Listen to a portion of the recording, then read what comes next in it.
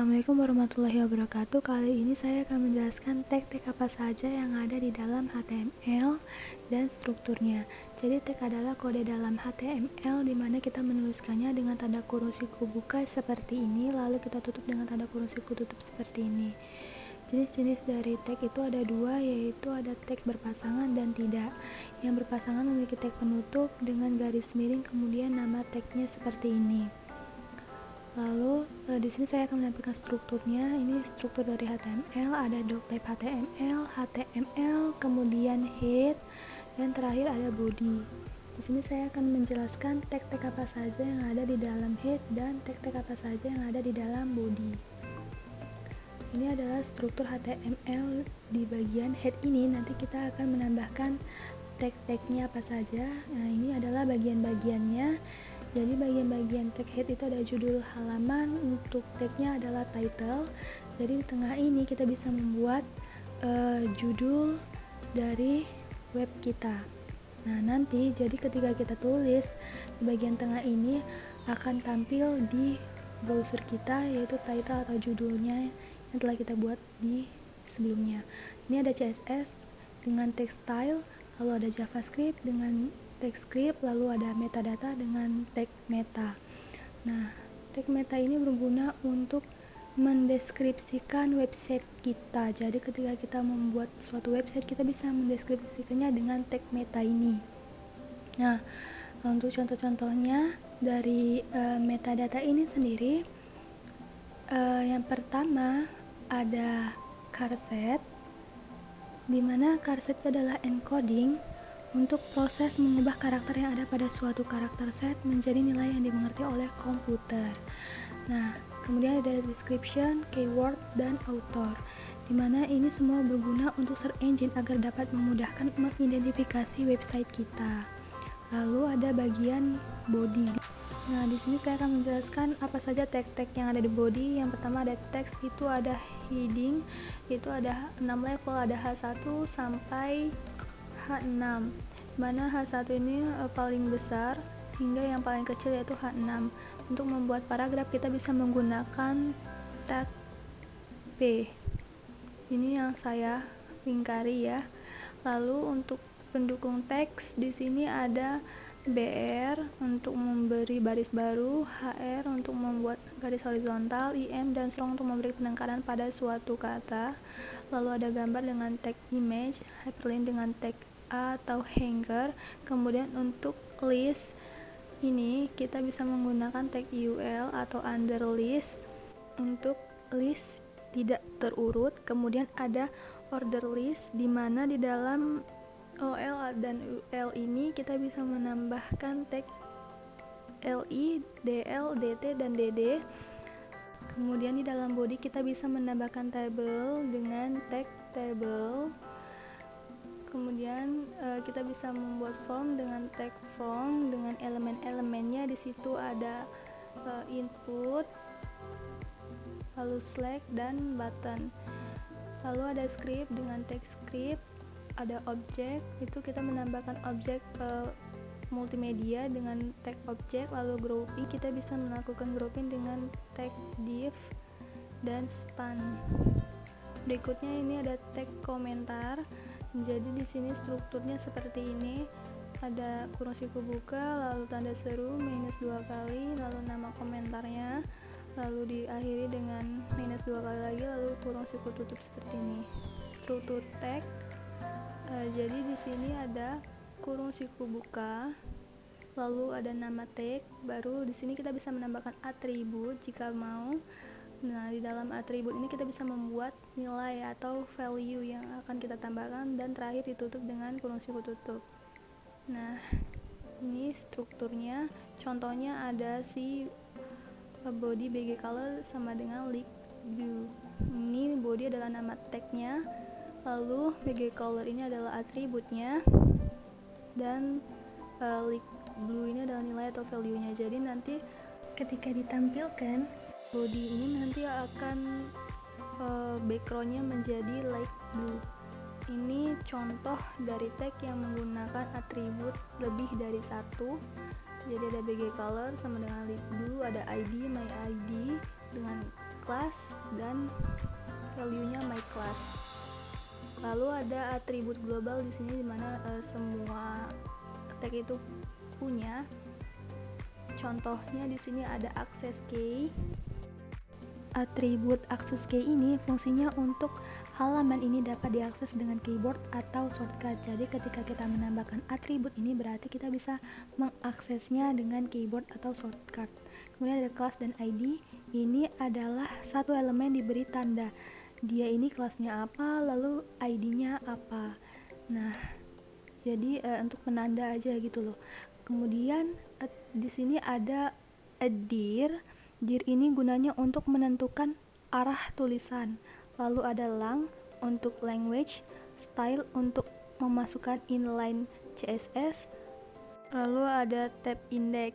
Tab index ini untuk ketika kita tekan tab, fokus kursornya itu pindah kemana, itu menggunakan tag index. Lalu ada yang terakhir adalah title untuk memberikan judul pada sebuah elemen. Ini atribut lengkapnya bisa dilihat di website ini ya teman-teman.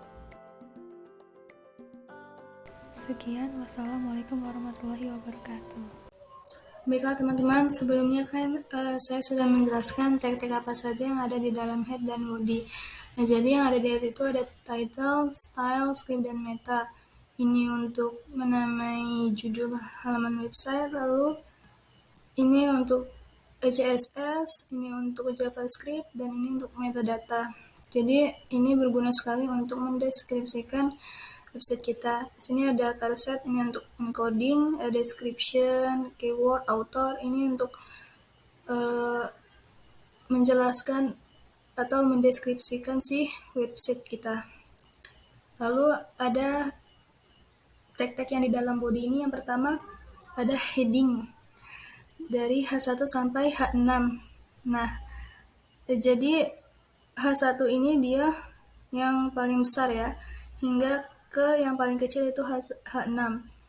Untuk penggunaannya kita itu menggunakan hierarki kepentingan ya. Jadi nanti kalau misalnya kita ingin membuat halaman website, judulnya kita buat pakai H1. Nah, lalu untuk sub-subnya kita bisa menggunakan si H2 seperti itu. Dan sini kalau kita ingin membuatkan tabel, kita bisa menggunakan tag table. Lalu dengan komponennya di sini ada si TR dan TD ini, TR untuk baris, kemudian TD ini untuk kolom. Kemudian selanjutnya kita turun ke bawah. Nah, di sini ada tag P ya. Tag P ini untuk membuat paragraf. Kemudian ada pendukungnya strong, IM, BR, dan HR. Ini kita sudah jelaskan pada video sebelumnya. Selanjutnya untuk image kita bisa menggunakan tag IMG.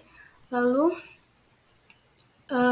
untuk list kita bisa menggunakan si tag OL dan UL. Jadi kita bisa menggunakan tag ini untuk membuat list. Dan di dalamnya kita bisa menambahkan LI, DD atau DT seperti itu ya. Kemudian kalau kita ingin membuat form, kita bisa menggunakan tag from ini ya. Dengan elemennya ada input, select, dan button. Nanti kita lihat seperti apa jadinya di browser.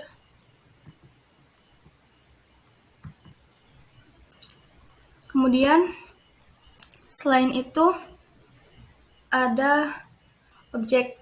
Jadi ini berguna untuk menambahkan objek multimedia ya. Misalnya foto atau video, kita bisa menggunakan si tag ini. Lalu ada div, ini untuk melakukan grouping, kita bisa menggunakan si tag ini ya. Nah, selanjutnya ada tag href juga. Jadi di sini kita bisa menggunakan tag ini untuk menambahkan link ya. Kemudian setelah itu ada atribut global ya, yang semua tag itu bisa pakai. Yang pertama ada access key, ini untuk misalnya kita mau gunain si tag ini bisa diakses dengan si keyboard atau shortcut. Nah, caranya nanti tinggal kita tekan ALT plus G. Jadi ALT lalu G gitu. Kemudian ada atribut class. Ini misalnya sini kita mau buat kelasnya apa, ini untuk si tag ini misalnya ya kan link ya. Nah, kita tulis ini kelasnya link misalnya gitu loh. Nanti akan tampil di browser, tapi sebelumnya harus kita buat dulu di CSS ya. Di sini ada juga atribut dir. Jadi ini kalau misalnya kita tambahin si dir ini, dia nanti akan tampil misalnya di browser kata ini dia jadi ke kanan, lalu yang ini ke kiri gitu. Ini ada jenis-jenisnya, ada ELTR dan RLT. Nah, selain itu ada atribut ID dan kelas. Ini tadi sudah saya jelaskan ya. Cuman ada perbedaan ya antara kelas sama ID.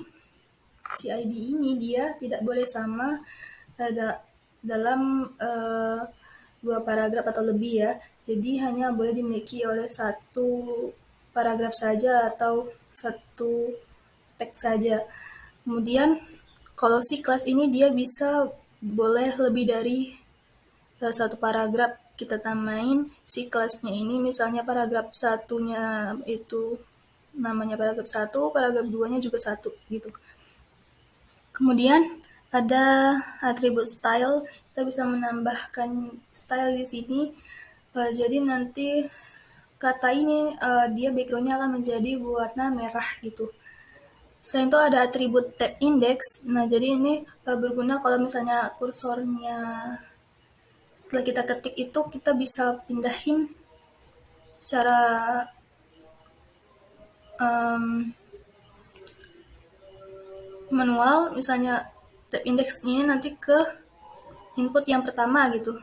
Ini menggunakan si tab index 1 gitu, 2 dan seterusnya sesuai dengan banyaknya inputannya nanti ya. Nah, oke, mari kita lihat tampilannya di browser. Nah, seperti ini ya, ini title-nya. Lalu kita ke atas. Nah, ini yang tadi saya jelaskan ya di body headingnya dari H1 sampai H6 seperti ini tampilannya. Kemudian ini untuk tabelnya, jadi kita bisa buat seperti ini dengan tag table tadi. Ini paragrafnya.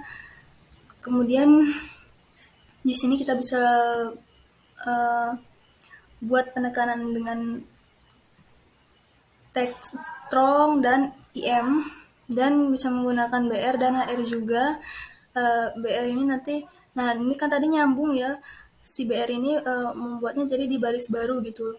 Nah, HR-nya jadi seperti ini, kita bisa buat garis horizontal. Nah, terus untuk tag image tadi, nah ini kita bisa menampilkan gambar seperti ini ya, dengan tag image tadi. Lalu ini untuk listnya tadi, nah ini jadi bedanya ini ada simbolnya ya, simbol A, B, C gitu. Nah, sedangkan UL tadi dia cuman kayak elemen saja, bulat lingkaran kosong seperti ini. Selanjutnya, nah tadi form ya kita buat. Nah, ini untuk input. Di sini ada seperti ini bentuknya. Lalu select ini seperti ini. Pilihannya bisa kita lihat mau yang mana, terserah. Dan ini terakhir ada buton untuk tombol ya. Nah, ini tadi si atribut yang kita buat tadi dengan tag object. Nah, dia akan tampil di sini si datanya yang kita masukkan tadi dalam bentuk gambar ya, dan ukurannya sudah kita buat tadi. Dan di sini ada kata waspada. Nah, ini yang grouping tadi ya, yang grouping tadi. Nah, karena kita cuma buat satu tadi, jadi tampilannya seperti ini ntar. Nah, kenapa tadi kan kita buat di sini ada sidir, ID class, lens, segala macam ini, kok dia nggak tampil nah yang ini ya? Nah, karena kita belum membuat CSS-nya ya teman-teman. Nah, tapi yang style ini, style tab index, dia udah muncul di browser kita nih. Jadi tampilannya seperti ini. Nah, style ini dia jadi backgroundnya jadi merah kan. Kemudian tab index ini kita bisa tulis sini untuk input pertama. Kemudian input kedua seperti ini, input ketiga seperti ini. Nah, jadi demikianlah penjelasan dari saya. Semoga dapat dipahami. Wassalamualaikum warahmatullahi wabarakatuh.